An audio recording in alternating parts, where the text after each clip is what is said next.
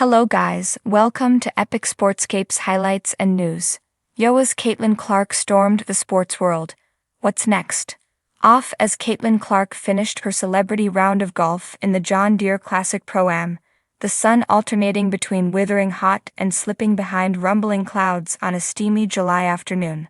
Clark signed autographs and posed for countless photos as she navigated the crowd in Silvis, Illinois, about an hour east of the University of Iowa, like a longtime pro golfer.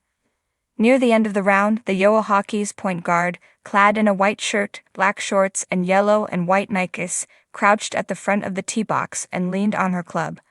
Awake since before sunrise, Clark made the briefest concession to what had become another long day in the spotlight. She yawned. Being Caitlin Clark has become a full-time job. Since leading Iowa on a postseason thrill ride to its first women's Final Four in 30 years, she has barely stopped moving.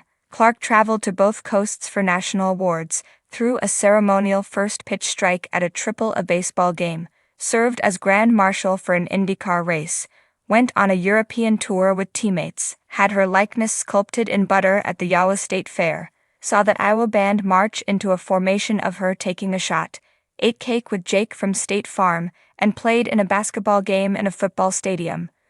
That's the list of highlights so far anyway. There are still 2 months left in 2023.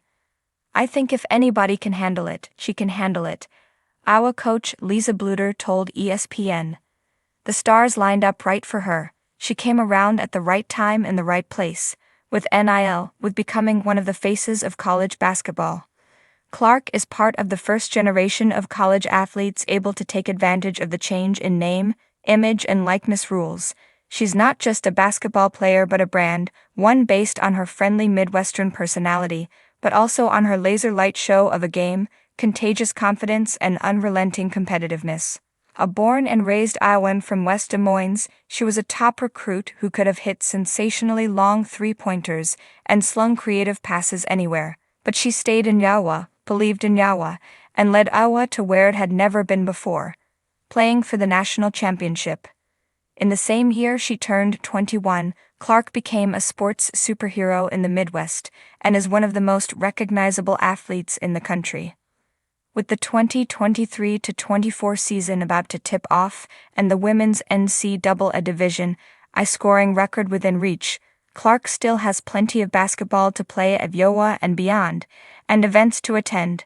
This has been my dream, Clark told ESPN. Maybe I didn't understand I would get such a big spotlight, but this is the level I wanted to play on.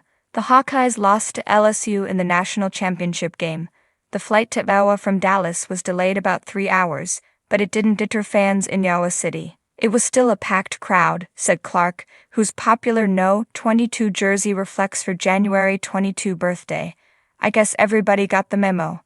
There were even people with signs right when we got off the interstate. In those moments, Clark often thinks of something she learned from her parents, Brent Clark and Ann Nizzy Clark. Each interaction with people could be the only time they ever meet you, and that's the impression they might always have of you. People are taking days off of work to come and welcome us home, Clark said. So even though she said she felt at that point like she could go to sleep for 2 weeks, she worked her way through the well-wishers. I was that young girl once who just wanted a minute with someone I idolized, Clark said. With the season over, Bluder and the Iowa staff told Clark to not set foot on a basketball court for at least a couple of weeks. During that time, she said the kaleidoscope of images from the season became clearer in her mind. Memories just came in waves, Clark said. There were times where I was laying in bed, or sitting at my desk or eating lunch or dinner, and I would remember. The buzzer-beating three-pointer to defeat Indiana in the regular season final, the repeat Big Ten tournament title, getting past Georgia in a nerve-wracking NCAA tournament second-round game, where the Hokies were tripped up the previous season, the Sweet 16 victory over Colorado, getting a 41-point triple-double to beat Louisville in the Elite Eight, grabbing the game ball and making sure it got to her dad, the upset of the tournament, knocking off No. 1 ranked and undefeated South Carolina in the national semifinals with another 41-point game. The heartbreak of falling to LSU, so close to the ultimate triumph. But it was also about reminiscing on the little moments in between games that the public or media wouldn't have known about, Clark said.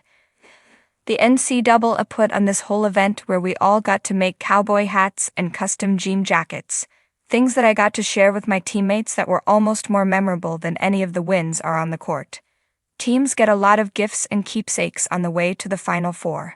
The Hawkeys had so many mementos they had to have them transported by truck to Iowa City. Clark was surprised some teammates didn't want to keep their Final Four chairs. So now I have like 5 chairs in storage, she said. Clark has so much stuff she needed to rent a second storage space.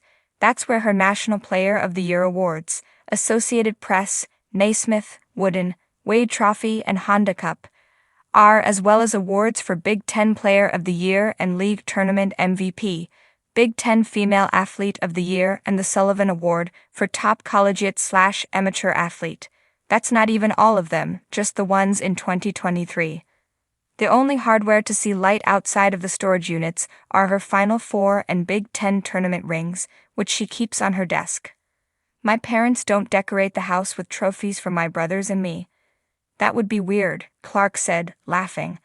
One day, my plan is to make a little area in the home I have to be able to remember the special season that we had. Over 5,000% as a breakout search during the women's NCAA tournament, according to Google Trends data. She was the story of March Madness. Her Elite Eight performance was the first 40-point triple-double in NCAA tournament history, men's or women's. She set NCAA tournament records for most three-pointers made, 24, and most points scored, 191. Clark's attempt to run it all back starts Monday, when NAWA opens its season and she begins her 4th, though not necessarily final, year with the Hawkeys. But there's a reason so many great movies have underwhelming sequels or none at all. A magical time is hard to replicate. Can she repeat as the National Player of the Year? Win another Big Ten tournament championship?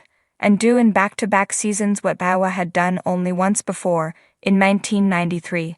Reach the Final Four. Iowa is ranked 3rd in the Associated Press Top 25 preseason poll, but the Hawkeys will be without 2 key starters from last season. Monica Chinano, a unanimous All-Big Ten first-team selection, converted more of Clark's passes into assists than anyone else, and combined with McKenna Warnock to average 28.0 points and 12.4 rebounds. Chinano played nearly 28 minutes per game and Warnock 29. We need to be different. We're going to be different, Clark said. We can still be a really, really successful basketball team. There is more than ever on her shoulders this season, and the odds that Iowa reaches the NCAA title game are steep. The Hawkeys' post-play will depend mostly on juniors Addison O'Grady, A.J. Ediger, and Sharon Goodman, and sophomore Hannah Stolk, the only one of the 4 to average double-digit minutes in 2022-23. The biggest thing for me that I'm trying to live by is just instilling confidence in them, Clark said. They bring a lot of really good things to this team. As a point guard, you just have to continue to give them the ball. Thank you for watching. Please subscribe to our channel to see more.